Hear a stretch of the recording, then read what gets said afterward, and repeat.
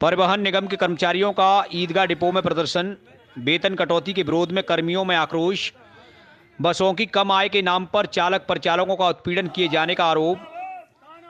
ARM ईदगाह की कार्यप्रणाली के विरोध में कर्मी कर रहे जमकर प्रदर्शन। कर्मियों का आरोप है कि कम सवारी के बावजूद भी बसों की रात्रि सेवा नहीं की जा रही है स्थगित। बसों के संचालन की नहीं बनाई गई है कोई उचित समय सारणी। बसों की कम आय का ठीकरा कर्मियों के सिर पर फोड़ रहे अधिकारी। निगम अधिकारियों की कार्यप्रणाली को लेकर कर्मियों में निरंतर पनप रहा है आक्रोश।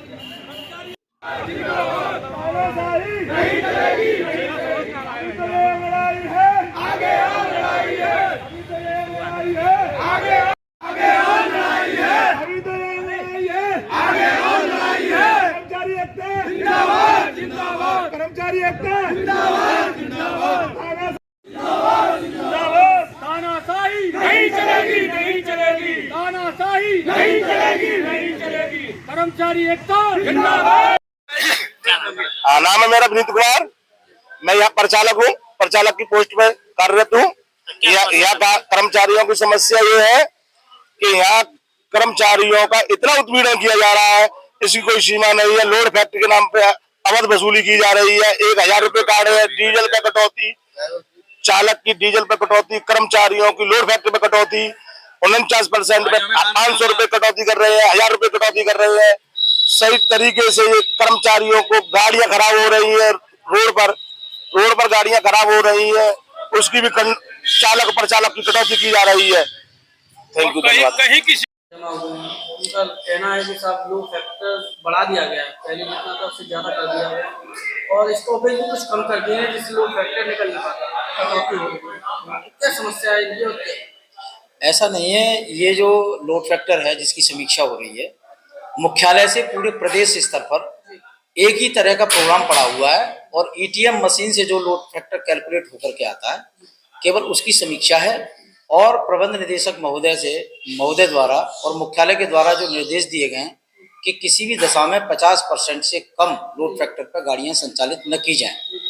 उसके तहत जो कुछ नई बसें हैं और कुछ पुरानी बसें भी हैं, तो जो 50% से लोड फैक्टर कम लेके आए, जैसे लगभग 10% करीब 12% गाड़ियां होती हैं ऐसी मात्र जो केवल, तो उनके खिलाफ जो है टोकन कटौती केवल मात्र हल्की सी, जैसे किसी ने 48,000 का डैमेज किया तो उस पर 1,000 की है नई गाड़ी पे।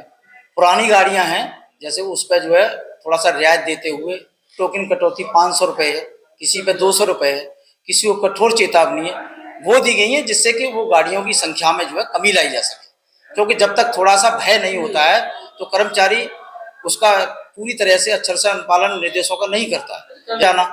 अब पुल के नीचे भी जाने लगे हैं, जगह जगह सवारी उठाने लगे हैं, है ना।